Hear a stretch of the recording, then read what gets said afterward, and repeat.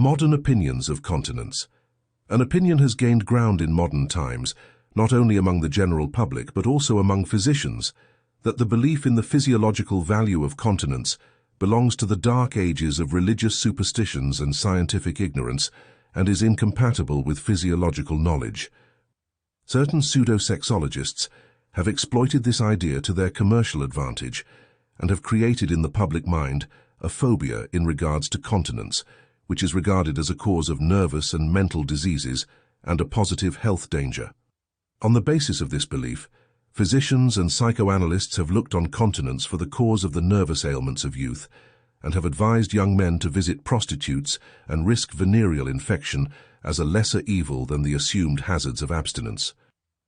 A careful reading should, however, convince any open-minded reader that the above view is false and that continence per se can never do harm, but is always beneficial, and that when trouble occurs in an individual not practicing normal sex relations, the fault is not continence, but some vicarious means of sex expression, excessive nocturnal emissions, etc.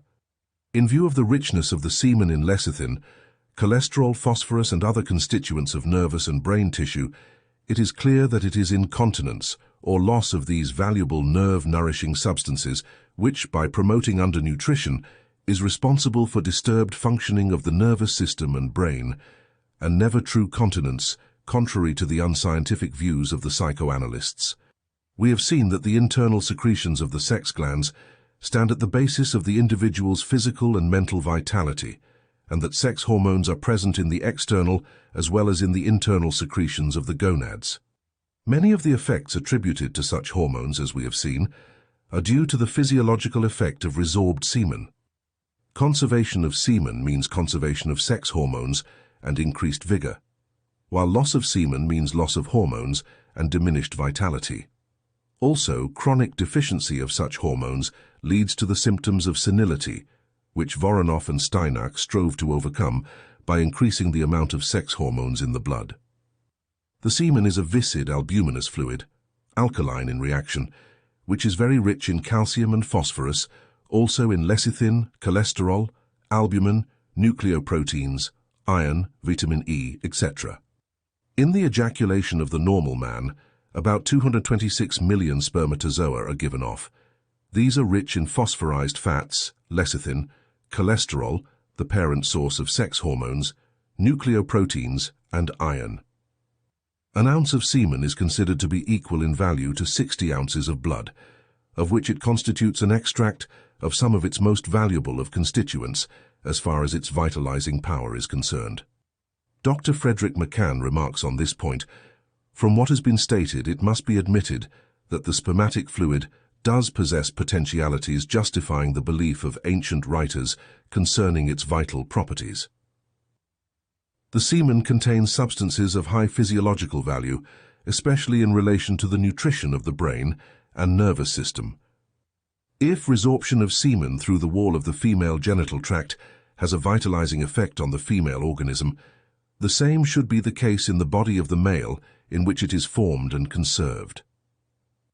And conversely, loss of semen must deprive the organism of vitality and valuable substances necessary for the nutrition of nervous tissue, such as lecithin, which has been used therapeutically with great success for the cure of neurasthenia resulting from sexual excess.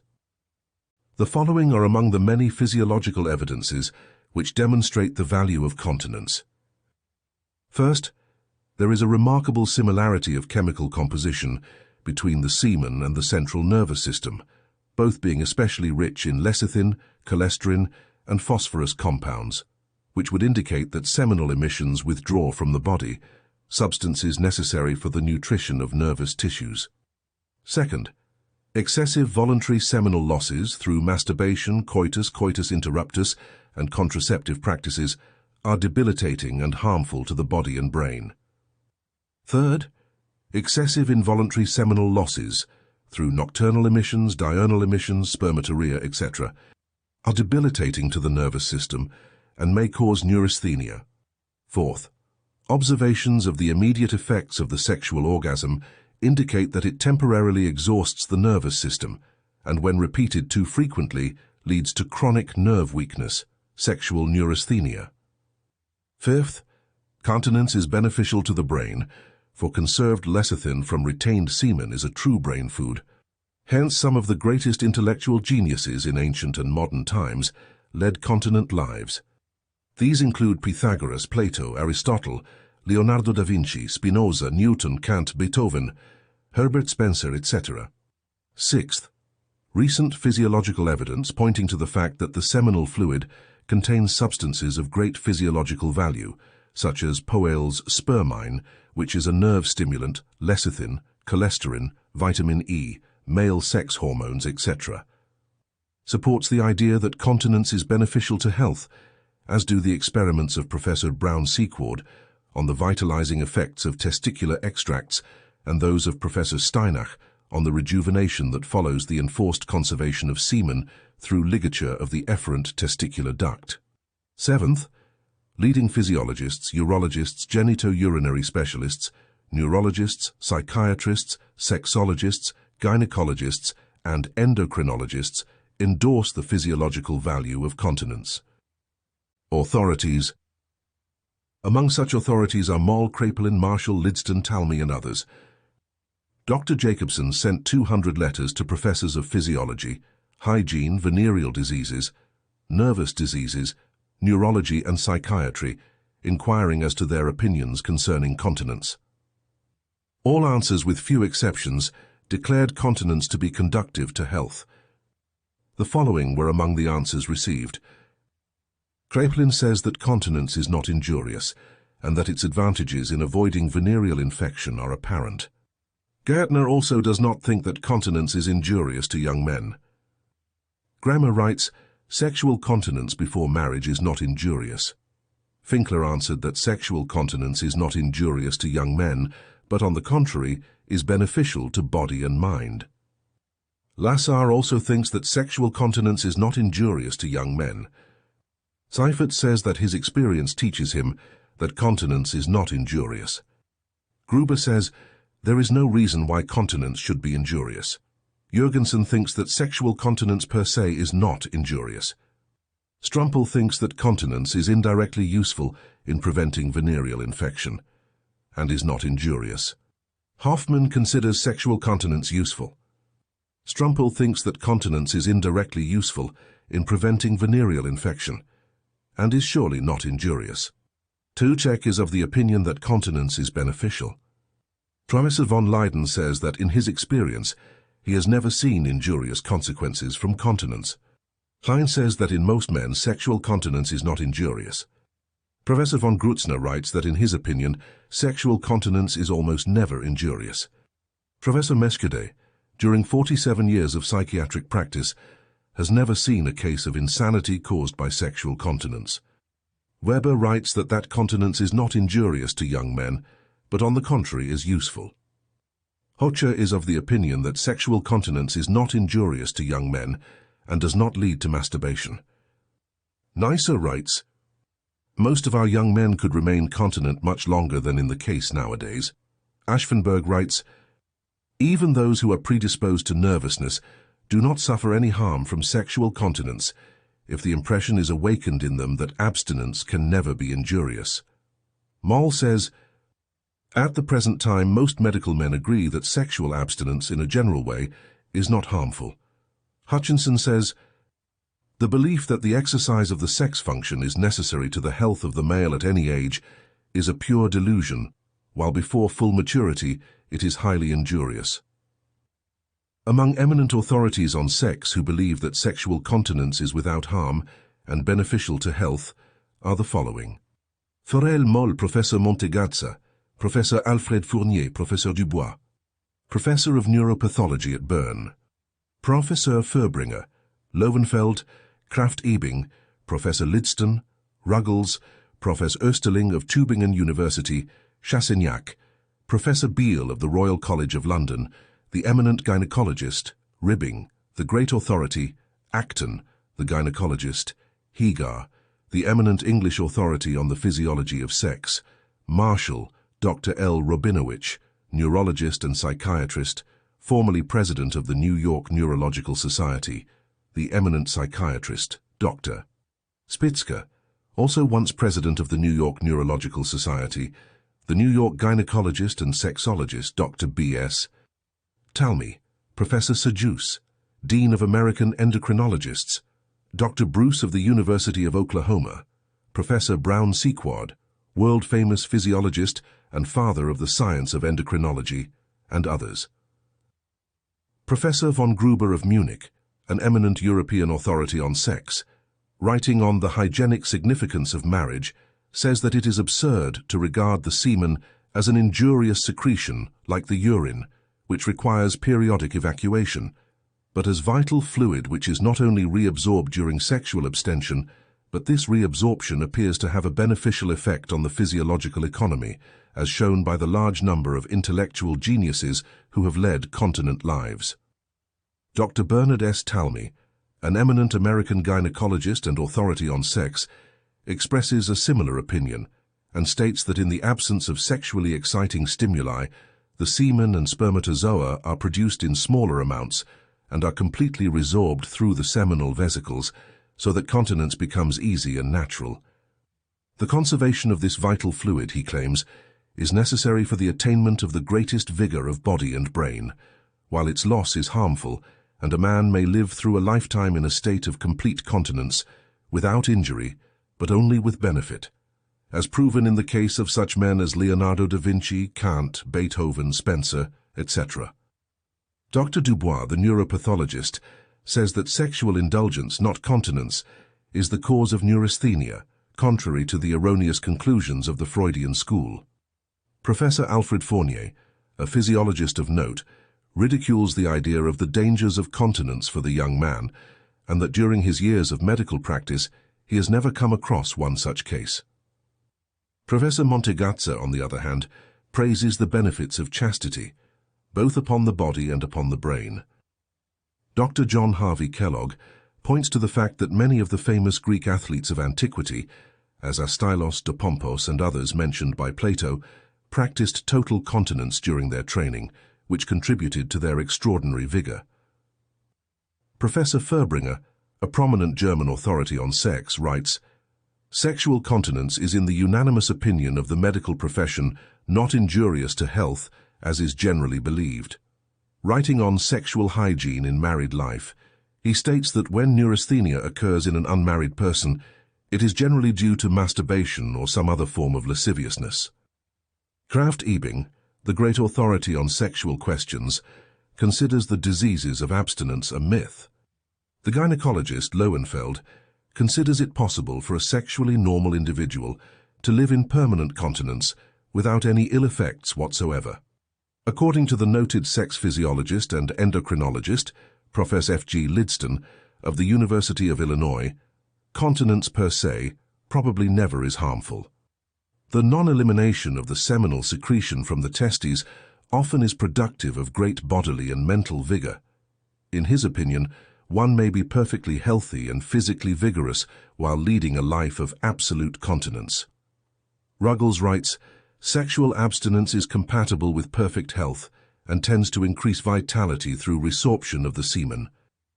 Forel, the eminent Swiss authority on sex, says, "Abstinence or sexual continence is by no means impractical for a normal young man of average constitution, assiduous in intellectual and physical work, and abstaining from artificial excitants," adding, "The idea is current among young people that abstinence is something abnormal and impossible, and yet the many who observe it prove that chastity can be practiced without prejudice to health."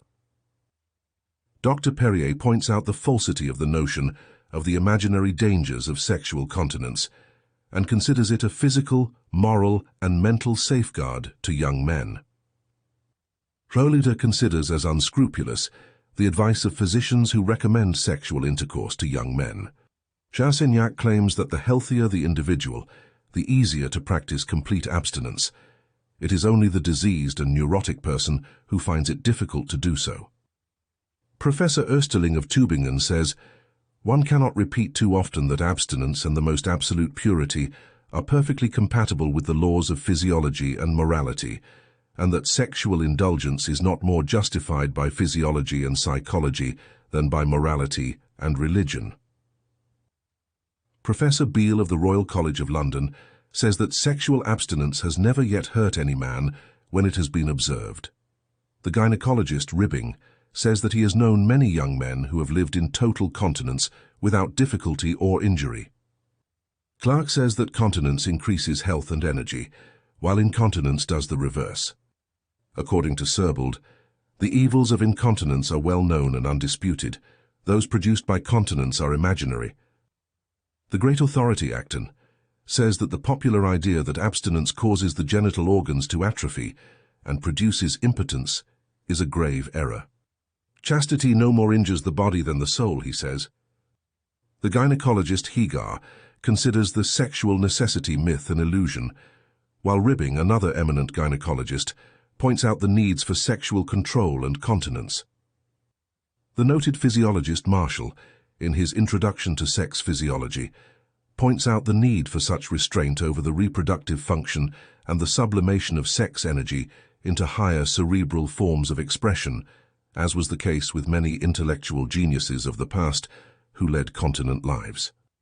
Dr. L. Rabinowitz, a prominent American neurologist, says that sexual continence is not only harmless, but beneficial. American Medicine, in its editorial of July 1, 1905, remarks, "It should be an easy matter to convince any developed man that continence can be a normal state of civilized man." In 1906, the American Medical Association passed a resolution that continence is not incompatible with health. The International Brussels Congress also declared that a chaste life for a man is not prejudicial to health, but on the contrary, can be recommended from a purely hygienic standpoint. The Congress stated, "It is the consensus of most of the great medical thinkers that it is not prejudicial to the health of a man to keep his body clean." The medical faculty of Christiania University issued the following statement: "The assertion that a chaste life will be prejudicial to health rests, according to our unanimous experience, on no foundation. We have no knowledge of any harm resulting from a pure and moral life." Debilitating effects of orgasm. Convincing evidence of the benefits of continence and that the assumed sexual necessity is an illusion is afforded by the study of the debilitating effects of sexual orgasm, which are immediate and striking. Though these have been attributed to purely nervous origin, there can be no doubt that they are chiefly due to the harmful effects of the seminal discharge, which involves a sudden withdrawal from the body of calcium, lecithin, and other substances necessary for the normal functioning of the nervous system. Havelock Ellis, in his Studies in the Psychology of Sex, quotes the observations of Dr. F.B. Robinson on this subject, as recorded in the New York State Medical Journal. He notes that when a stallion cohabits with a mare for the first time, after a short, vigorous coition, he is apt to fall down in a dead faint, which Robinson traces to brain anemia thus produced. He mentions one case of a mare falling dead immediately after. Young bulls frequently faint away after the first connection with a cow, and it is very common to observe a young bull so exhausted that he sneaks off to a quiet corner and lies down for a couple of hours. Fainting, however, does not occur in dogs, for the dog's connection is prolonged and thus shock is avoided. Also, the dog has no seminal vesicles.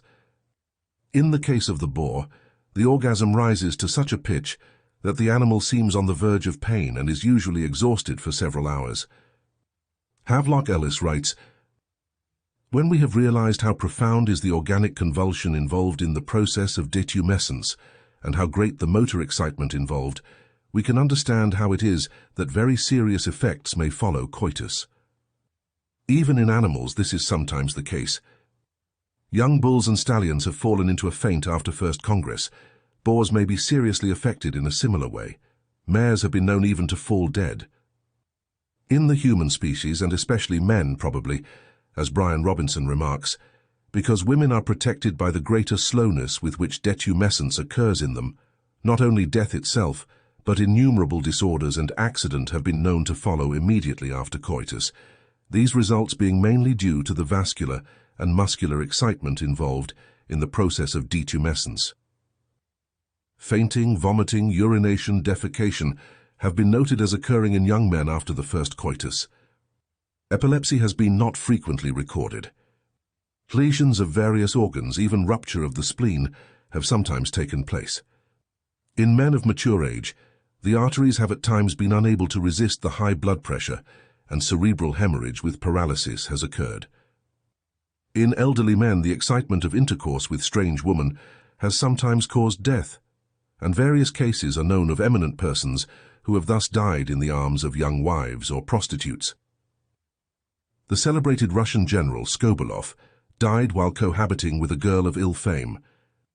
Robinson refers to the case of a judge who died shortly after connection with a girl in a brothel, and to the case of a man of 70 who died after intercourse with a prostitute.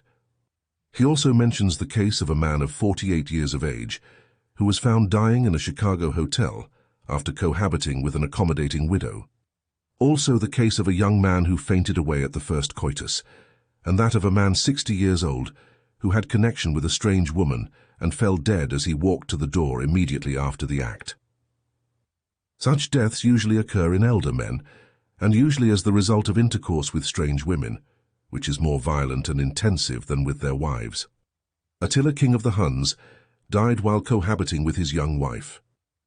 Acton, the great medical authority, points out that in some persons, the termination of the orgasm is accompanied by an epileptiform convulsion of more or less severity. This is succeeded by a great amount of prostration. This is seen in a very exaggerated form in the buck rabbit, which after each copulation may be noticed to fall on his side in a sort of epileptic fit, the whites of the eyes being turned up. The animal then gives several spasmodic twitches with its hind legs and lies panting for several moments until the nervous system recovers itself. Acton mentions cases of deaths occurring in houses of prostitution as well as in the marriage bed, as arising from the adverse influence of the sexual orgasm on the nervous system and on the body as a whole, especially in susceptible individuals. Entomological works, study of insects, abound with cases in which death follows copulation. Geddes and Thomson, in their book, The Evolution of Sex, refer to the fact that some spiders normally die after fertilizing the female, and such sacrifice of the male occurs also in other species. The association of reproduction and death is well known in the case of flying insects, as the common mayflies. Emergence into winged liberty, the love dance and the process of fertilization, the deposition of eggs and the death of the parents are often the crowded events of a few hours. In higher animals, say these authors, the fatality of the reproductive sacrifice has been greatly lessened, yet death may tragically persist, even in human life, as the direct nemesis of love. The temporarily exhausting effect of even moderate sexual indulgence is well known, as well as the increased liability to all forms of disease, while the individual energies are thus lowered. Reproduction is the beginning of death. Chemical debilitation. Some years ago, the author received the following interesting letter from a reader of this writings, July 29, 1936.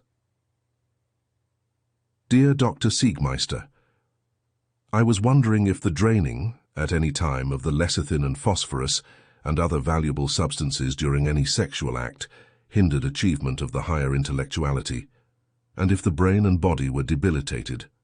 Please answer this very important question. I am having great difficulty to understand how a person as myself can store up vast amounts of sex forces without expending it. To make a long story short, I do not understand the very function of the sexual apparatus. Please send me any literature that you have on hand concerning this matter, and I will greatly appreciate it. Also refer me to some excellent books which will cover this subject in full. I beg of you, do not neglect answering any question asked in this letter. Thank you. To this letter he, i.e. Bernard, made the following reply. Dear Mr. L., you ask whether the draining from the body of lecithin and phosphorus through the sexual act will hinder the highest intellectual achievement and debilitate body and brain. Most definitely this is the case. Read my article on Do Neuroses and Psychoses Have a Chemical Origin? In the June 1936 issue of The Modern Psychologist, in which I show that the loss of these nerve and brain foods through sexual indulgence in any form deprives the nerves and brain of needed nourishment and leads to nervous and mental disorders. Our insane asylums are now overfilled with the victims of thoughtless sexual indulgence, which has withdrawn valuable nutrients from the brain and disordered its functioning.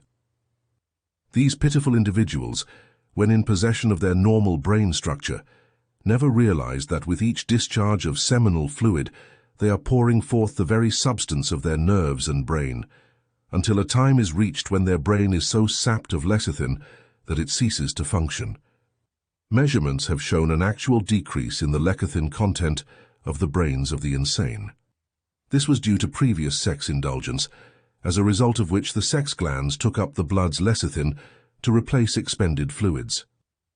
The greatest intellectual geniuses in both ancient and modern times led continent lives, and there is yet to be recorded one individual who freely expended seminal fluid who ever amounted to anything. In most cases, individuals who have achieved have been forced by necessity to abstain from sexual indulgence, as Cervantes, who wrote Don Quixote while in prison, or Dante, who wrote his Divine Comedy while in exile. Milton wrote Paradise Lost when blind, and when he did not indulge in sex. Sir Isaac Newton, active in intellect until the age of 80, led a continent life from birth, and so did Leonardo da Vinci and Michelangelo, both of whom retained their creative genius until an advanced age. You also ask how a person like yourself could store up vast amounts of sex force without expending it. To do so is easily accomplished if you try the right methods. In my booklet, Diet and Sex, I show how it is possible through a low-protein vegetarian diet to control the sexual impulses, and how debilitating nocturnal emissions may be made to cease forever, since involuntary sexual losses are as debilitating as voluntary ones, for the same lecithin and cholesterol are lost. The morning after a nocturnal emission, you will notice that the nerves are weakened and the body cannot stand the cold as well. You say, "I do not understand the very function of the sexual apparatus." It has two functions: internal secretion, which is primary, and reproduction, which is secondary. Any other use of these endocrine organs is a perversion which will reap its penalty in the form of nervous disorder and premature old age and death. You ask me for good literature on the sex question. Permit me to introduce to you some of the most daring and original writers in this field. Melville Keith, M.D. The following is quoted from his work, The Marriage Law. "We tell you that at every emission of semen, you are losing the food and the best portion of the blood corpuscles, inasmuch as every particle of semen which is ejected will be replaced by more taken from the blood. This is enough to convince you that when you are ejecting the semen, which should stay in the body, and become reabsorbed so as to go and form the oil for the joints, new muscles, the brain material, as well as every other part of the body, you are really destroying or throwing away your life. You eject the substance of the synovial fluid in the joints.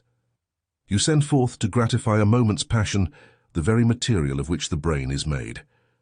This is a fact which you will acknowledge when you consider that all this semen is the material of which all these substances are made and supplied, and when the semen is ejected, you have selected the best part of the body to go out and become to you a useless inert mass, which can never be restored to you under any circumstances. It is lost and gone. Then, the semen being out of the body, the sexual penalty comes apace. The penalty for this loss of semen is so far-reaching and so concealed from the body of people of the present day that we do not know the exact spot to look for it. But we tell you, when you see paralysis, palsy, apoplexy, rheumatism, brain softening, bent shoulders and haggard face, when you observe a young old man and the dried-up young lady, in all of these cases, and in dozens of others, you may set it down that there have been sexual losses and a waste of the bodily substance from the sexual orgasm. You will see this penalty all around you, and there is no place where you may go but you will see the fruits of this sexual indulgence to excess. The penalty may be denied, and all these diseases may be attributed to every other cause under the sun, but you will be right in laying it at the proper place, and that is to the sexual drain which has sapped the blood corpuscles of the victim before you. We assure you nothing can be so very enervating as this sexual excess, and any sexual mating is an excess, providing it is not for the purpose of having children. The penalty for the disobedience of this law is in the shortened lives and the increased amount of disease which are everywhere around us. End of Bernard's letter. Resemblance to epileptic attack. The resemblance of the sexual orgasm to the epileptic attack has been noted by many authors. The sudden withdrawal of calcium produced by the seminal discharge biochemically produces the tetany-like symptoms, spasms or seizures, of the orgasm, which are so similar to those of the epileptic attack, which usually follows it in those who are constitutionally predisposed. According to Acton, the sexual orgasm resembles the epileptic attack both in its phenomena and its effects. The mental hebitude and physical prostration following the discharge of nerve force characteristic of an epileptic attack also follow the sexual orgasm. The latter profoundly affects the whole nervous system with such intensity that Acton says that it is only mature individuals who can bear even infrequent acts of copulation without more or less injury. In young persons, all the vital powers should be conserved for growth and development. Dr. Deslandes observed that epileptic attacks often follow coitus, as was the case with Napoleon. He says, "There are some individuals who are susceptible to epilepsy, that they have a regular attack of it whenever they indulge in sexual intercourse, that individuals subject to epilepsy are likely to have an attack when under the influence of sexual excitement is well known." It is related of the first Napoleon, who, as is well known, was subject to epilepsy, that he experienced a paroxysm every time he attempted copulation. Menard had a watchdog which was affected with epilepsy every time he copulated. These attacks were characterized by convulsions and by loss of consciousness. "Coition," said Democritus, "is a kind of epilepsy." "It is," said Haller, "an action very similar to a convulsion, and which of itself astonishingly weakens and affects the whole nervous system." Tissot reports cases in which emissions of semen were accompanied by a convulsion, a species of epilepsy, and the same observation furnishes evident proof of influence which these violent actions have on the health of the unfortunate individual in whom they occur. The promptitude with which the weakness follows the act of coitus, and the debility of all those affected with convulsive diseases prove that the weakness is produced by the orgasm.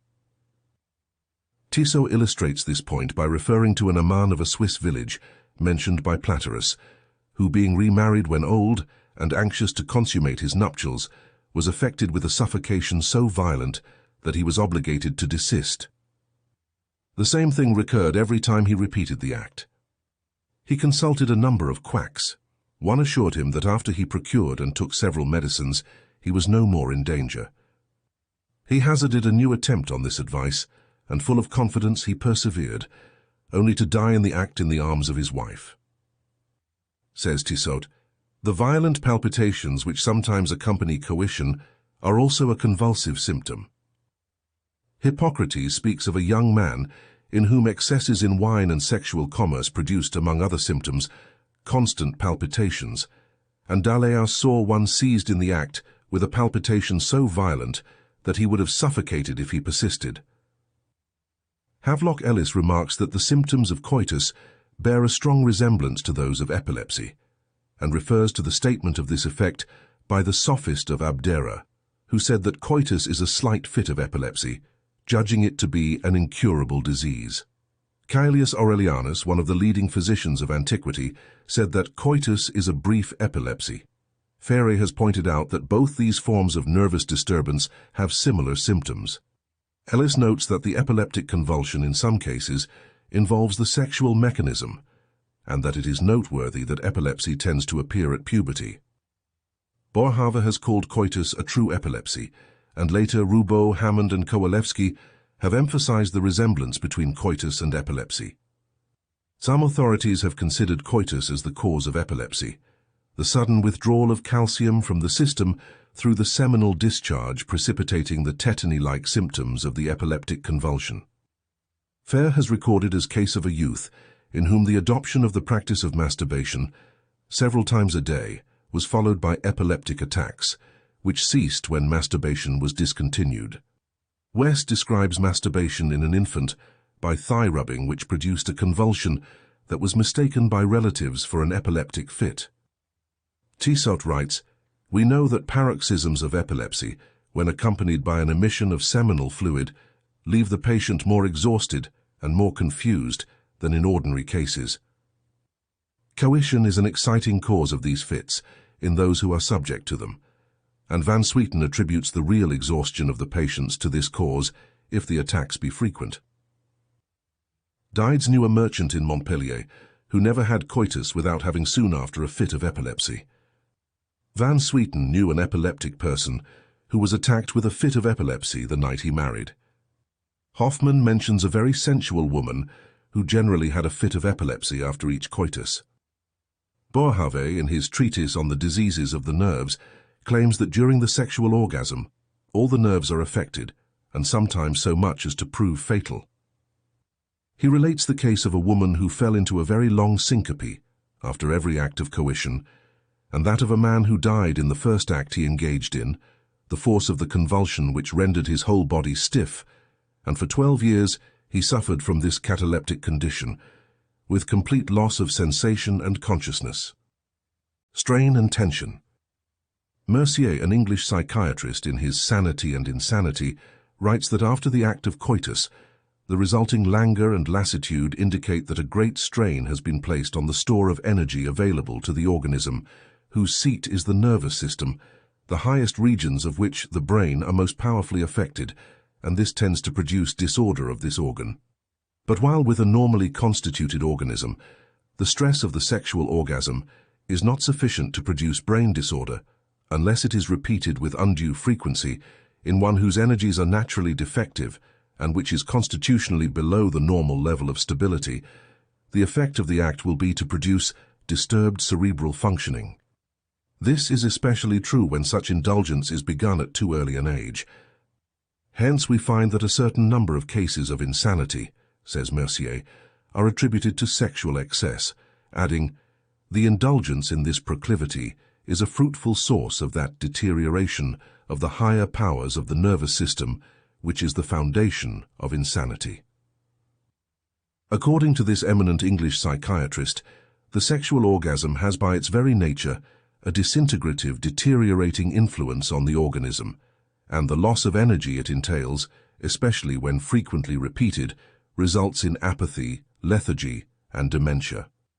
The tension of energy in the nervous system is thereby reduced to the lowest ebb, and as a result the manifestations of this energy are either wanting or are exhibited in a feeble and perfunctory manner.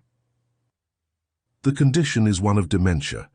There is want of mind, the inability to perform mental operations of even moderate difficulty, the dullness and slowness of feeling, the loss of all the higher emotions, and of many of the lower ones also, that characterize dementia. There occurs a general degradation of conduct, the loss of all the higher attributes of humanity, and the retention of all the lower and more animal characteristics. Such are the results of the indulgence of the sexual passion in great excess. When the indulgence is less excessive, the degradation is less profound. But in every case there is degradation, and in every case the deterioration is of the nature of dementia, that is to say, it is a manifestation of a deficiency in the amount of stored energy.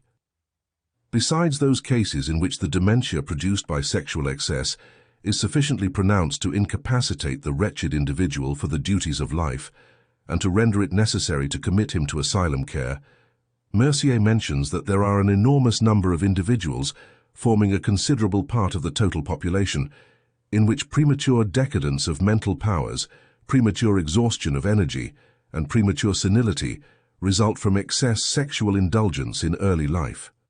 The young man, full of energy, launches out into sexual excesses which at the time appear to be indulged in with impunity, but sooner or later the day of reckoning comes, and then, says Mercier, he is in the position of a spendthrift who is living on his capital. Having lavished his sexual capital in his youth, it is exhausted prematurely, so that before middle age he finds himself a sexual beggar. Professor Lidston mentions cases of apoplexy, paralysis and fatal cardiac conditions occurring in predisposed persons as the result of sexual excess. From a priori considerations, he writes, Involving the immediate effects of sexual excitement and indulgence upon the brain and spinal cord, we might naturally expect insanity to be a frequent result of masturbation and excessive venery, sexual indulgence. While the majority of persons are protected against such serious affects upon the cerebrospinal functions by their natural resistance, in those in whom this resistance nervous equilibrium incidental to faulty or imperfect nerve structure. Whether due to heredity, congenital defect or acquired disease, the conditions are different. Under such circumstances, repeated sexual orgasms, according to Professor Lidston, can procure actual structural alterations of nerve fibers and cells and vessels of the brain with coincident psychopathic phenomena, which are naturally to be expected as occasional results of these severe and repeated shocks to the susceptible nervous system produced by the sexual orgasms.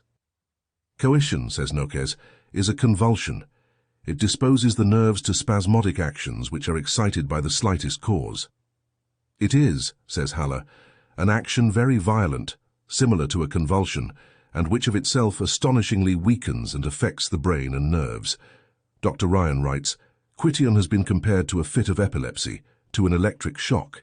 It entirely engages both mind and body.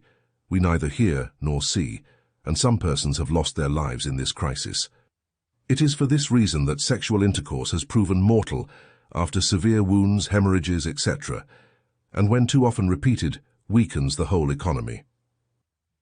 Ruban describes as follows the immediate effects of the sexual orgasm of coitus, which he compares to an epileptic attack.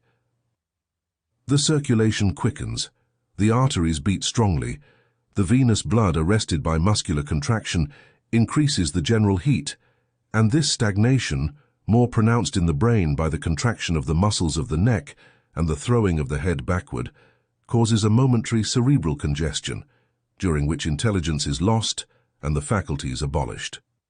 The eyes violently injected become haggard and the look uncertain. Or in the majority of cases, the eyes are closed spasmodically to avoid the contact of the light. The respiration is hurried, sometimes interrupted, and may be suspended by the spasmodic contraction of the larynx, and the air, for a time compressed, is at last emitted in broken and meaningly words. The congested nervous centers only communicate confused sensations and volitions. Mobility and sensation show extreme disorder. The limbs are seized by convulsions and sometimes by cramps, or are thrown wildly about or become stiff like iron bars.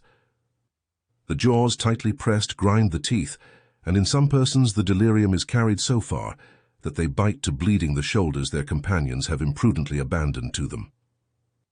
This frantic state of epilepsy lasts but a short time, but it suffices to exhaust the forces of the organism, especially in man. It is, I believe, Galen who said, Omni animal post coitum triste. All animals are sad after coitus. Faetita. De Landes, who writes, During this tumult and after the crisis, the general state of the patient conforms in every manner to that of the genital system.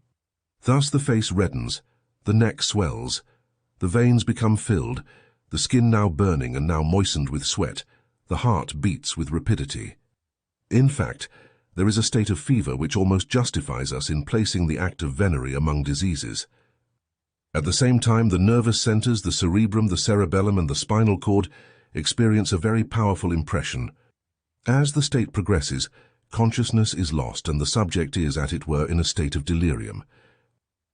The will is suspended, and the muscles are not controlled by it, but by the nerve centers which are so much irritated.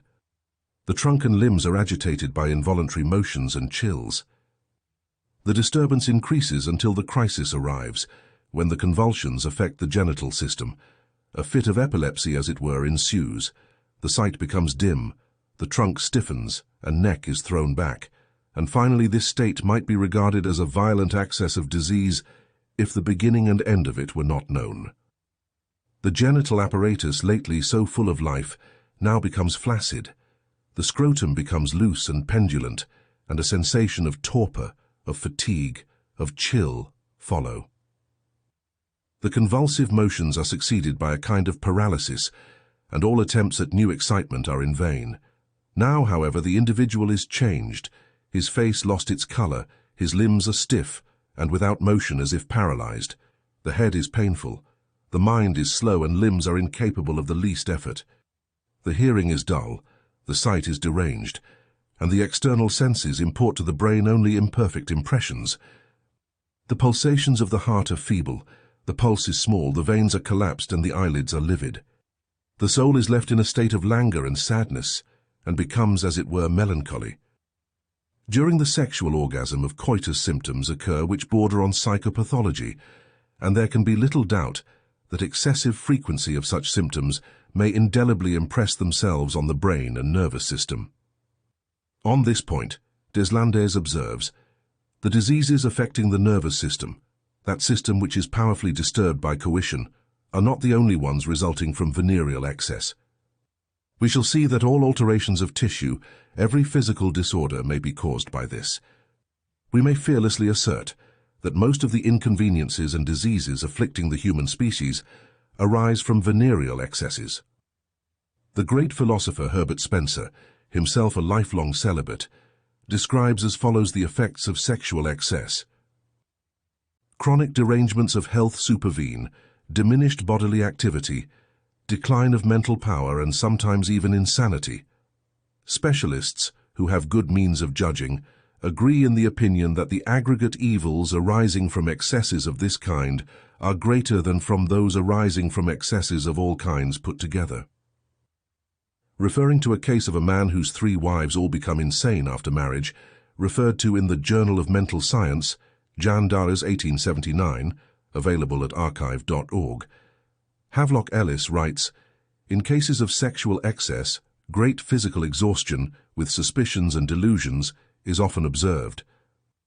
Hutchinson has recorded 3 cases of temporary blindness, all in men, the result of sexual excess after marriage, Archives of Surgery, Jan 1893.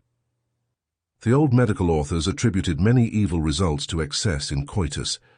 Thus Schurig brings together cases of insanity, syncope, fainting, epilepsy, loss of memory, blindness, baldness, unilateral perspiration, and death attributed to this cause. Of death, many cases are given, some in women. Results of sexual excess.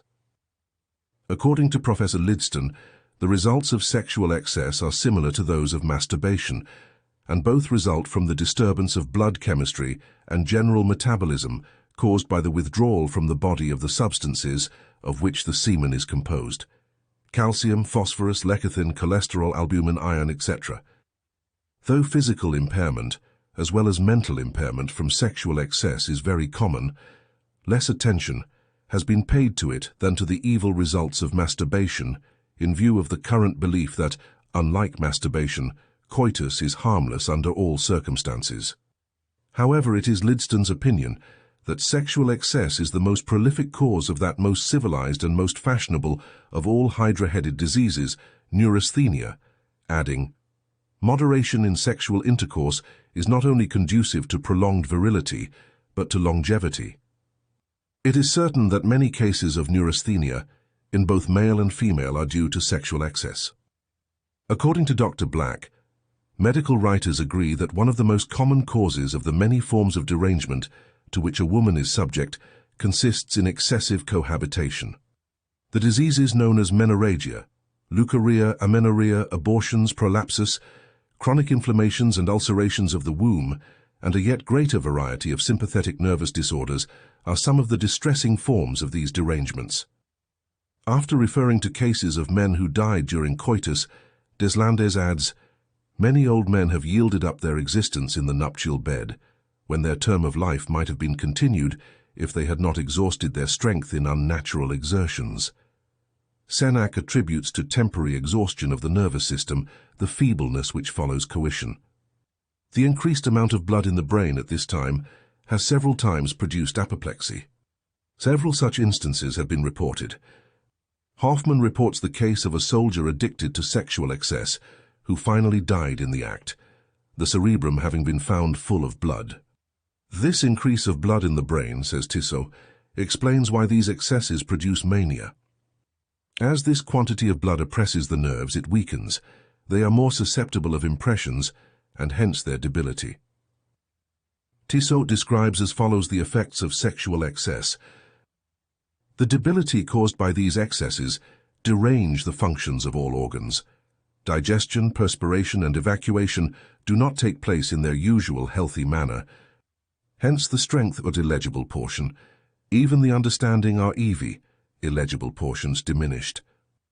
The sight is obscured, illegible portion, of the nerves and all kinds of illegible portion, and rheumatic pains and astonishing weakness in the back, debility of the genital organs, bloody urine, deranged appetite, headache, and numerous other diseases ensue. In a word, nothing shortens life so much as the abuse of sexual pleasures. Excesses in the gratification of sexual desire not only cause the diseases of languor, but sometimes acute diseases. And they always produce irregularities in those affections which depend on other causes, and very readily render them malignant when the energies of nature are at fault. Serruyer mentions a case of a man who was reduced to a complete state of marasmus, emaciation, in consequence of sexual excesses and nocturnal emissions. Paiva, a Portuguese physician, also observed marasmus to result from sexual excess. Serruyer, like Boerhaave, mentions epilepsy. In addition to loss of sight and imbecility in a young soldier, the latter resulting from onanism and nocturnal pollutions. Paris mentions the case of a man who was desirous of living with a young Italian girl whose temperament was extremely ardent. He paid for his imprudence by blindness, which occurred in 8 days and which was followed by death. Cases of individuals dying during coitus occur usually in persons very weak as the result of old age or disease. Fabricius mentions the case of a man who had sex relations on the 10th day after an attack of pleuritis, pleurisy, which had terminated on the 7th with perspiration. He was seized by an ardent fever and considerable tremor and died on the 13th day. Chesneau knew 2 young married persons who were attacked in the first week of marriage with a violent fever and considerable redness and swelling of the face. One of them had a severe pain in the sacrum. They both died in a few days, Tissot writes. Hippocrates has left us in his history of epidemic diseases the case of a young man who, after excesses with women and wine, was attacked with a fever, accompanied with symptoms the most violent and irregular, which finally proved fatal. Hoffmann relates a case of a man convalescing from pleurisy, who, after indulging in coitus, had a relapse more dangerous than the original illness. Fabricius relates another case of a young man whose leg was amputated, and whose physician forbade having any intercourse with his wife, who was also informed of the danger. The young man disobeyed orders and became gravely ill. Dr. Talmy states that the frequent exercise of the act of copulation leads directly to anemia, malnutrition, asthenia of the muscles and nerves, and to mental exhaustion. Persons addicted to sexual excess may be recognized by their pale, long, flabby faces, which often have tense features. They are melancholic and usually not fit for any difficult or long-continued physical or mental work. They have little power of resistance. The ill health of many women after a certain period of married life has the same cause. Professor von Gruber, while doubting the allegation that sexual abstinence may prove harmful to the nervous system, is convinced that sexual excess certainly is. He believes that frequent discharges of semen lead to a reduction of the peculiar internal secretion of the testes, which is otherwise resorbed into the bloodstream. The immediate effects of sexual excess, he states, are depression, fatigue, and exhaustion. As further symptoms, there is pressure in the lumbar region, nervous irritability, a feeling of pressure in the head, stupidity, insomnia, ringing in the ears, spots before the eyes, shunning of light, a feeble trembling and actual shaking, pounding of the heart, tendency to sweating and muscular weakness. There is also weakness of memory, neurasthenia, melancholic depression and disinclination to physical or mental effort. The digestive activity becomes less efficient and food is less well utilized. There is a deficiency in blood and a lowered resistance to infectious bacteria, the tubercle bacillus in particular, for which reason sexual excess is known to predispose to consumption aside from its tendency to drain the body of calcium. There is irritable weakness of the genitals, premature ejaculation, frequent nocturnal emissions and increasing impotence. The more frequent nocturnal emissions that result increase the nervous irritability and exhaustion, i.e. neurasthenia. All these effects are more marked in the young and the aged. In the former, sexual excess, by its detrimental influence on metabolism and the process of growth, stunts physical and mental development, while in the aged, it hastens death, often by causing heart failure. By producing enervation, and by exciting the nervous system, Dr. Shelton claims that sexual excess can further the development of any disease to which the individual is subject. For this reason, a person predisposed to epilepsy is almost certain to have an attack after each sexual act. Some cases of epilepsy do not develop until after marriage for this reason. Asthmatic attacks and St. Vitus's dance, Sydenham's chorea, are often brought on and perpetuated by sexual excess. Spinal and heart disorders are apt to occur. There is an increase of blood pressure, which predisposes to apoplexy.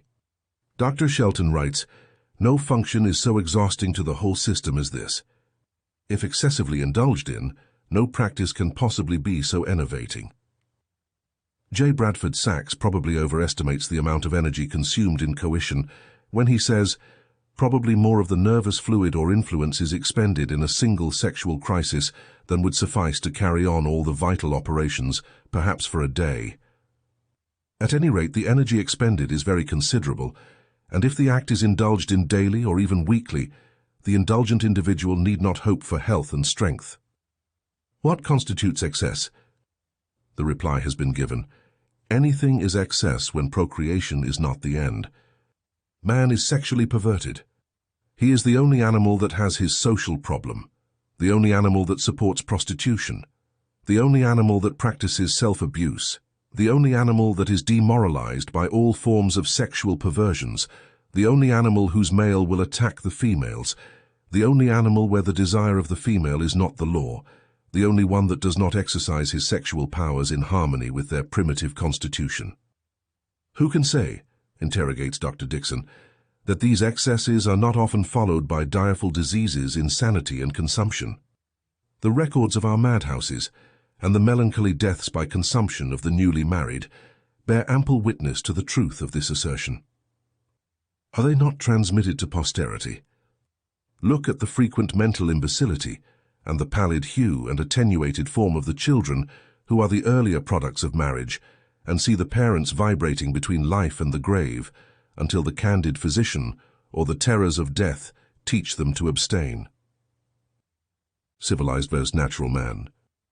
Of all members of the mammalian family, civilized man alone is a victim of an exaggerated and morbid sexual urge, a condition which he has inflicted to a certain extent on the animals which he has domesticated and which have adopted his diet, especially the dog. Wild animals in a state of nature practice copulation only at certain mating seasons for the purpose of reproduction. Civilized man practices this act at all times, and in most cases without intention to conceive. On the other hand, so-called savages and primitive races leading more natural lives, and who follow their natural instincts to a greater extent, are far chaste in their sexual behavior, as noted by Havelock Ellis.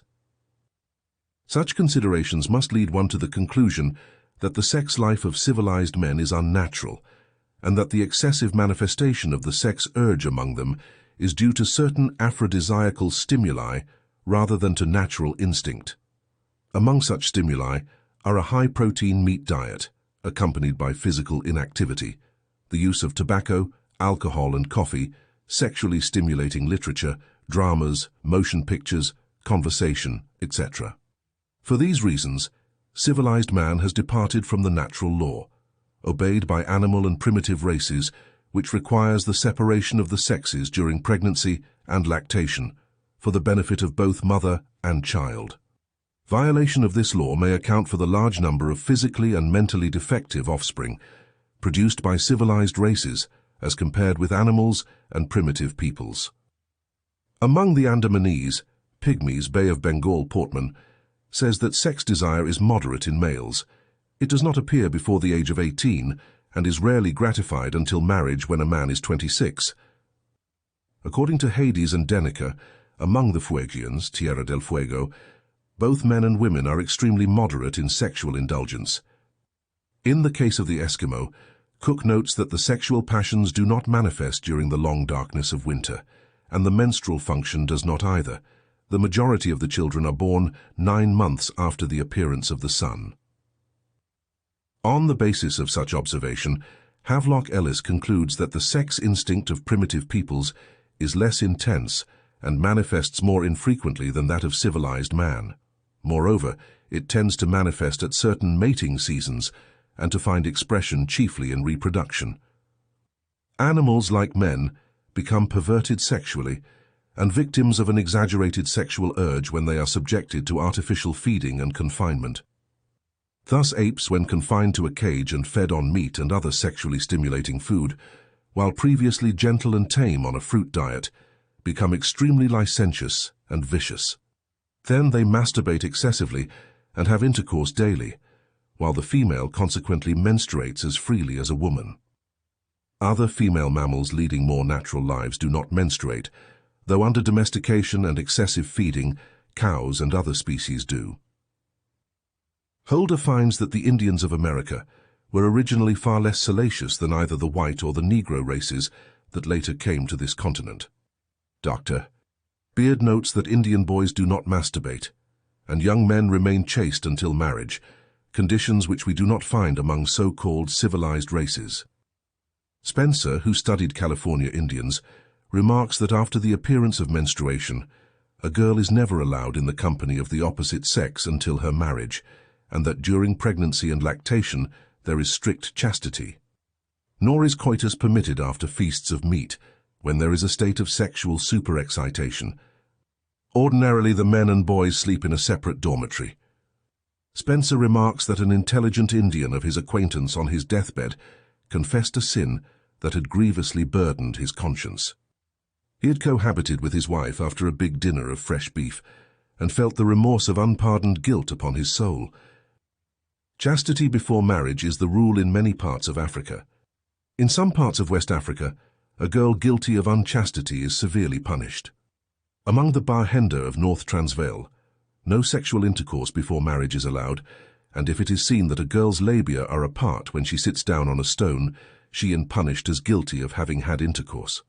Among the Sintengs, the husband does not live in the same house with his wife, but only visits her occasionally in her mother's house, where she continues to live. Smith remarks that promiscuous intercourse between the sexes is not practiced by the Australian Aborigines, and their laws on the subject are strict. No conversation is permitted between single men and girls or married women. Infractions of these laws are sometimes punished by death.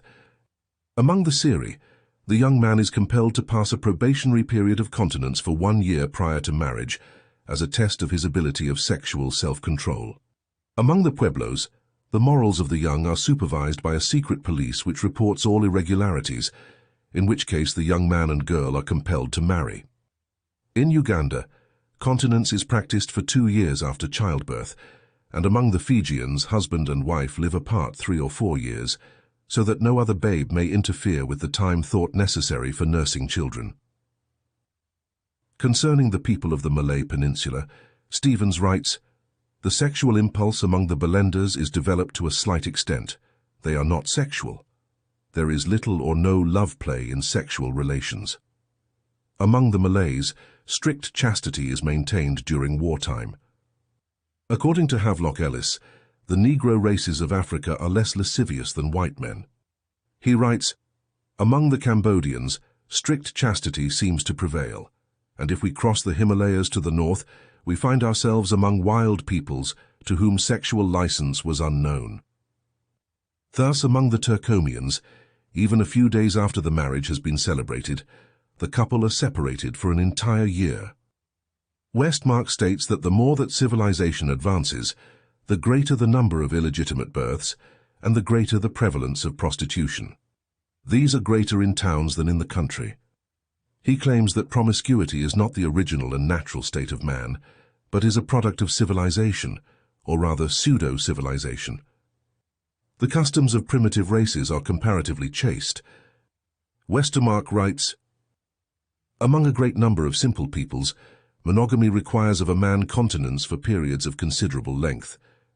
He has to abstain from his wife not only for a certain time each month, but during pregnancy, or at least during the later stage of it, since pregnant woman is regarded as unclean, and after childbirth until the child is weaned, and the latter injection is the more severe, as the suckling time lasts for 2 or 3 and occasionally even 5 or 6 years.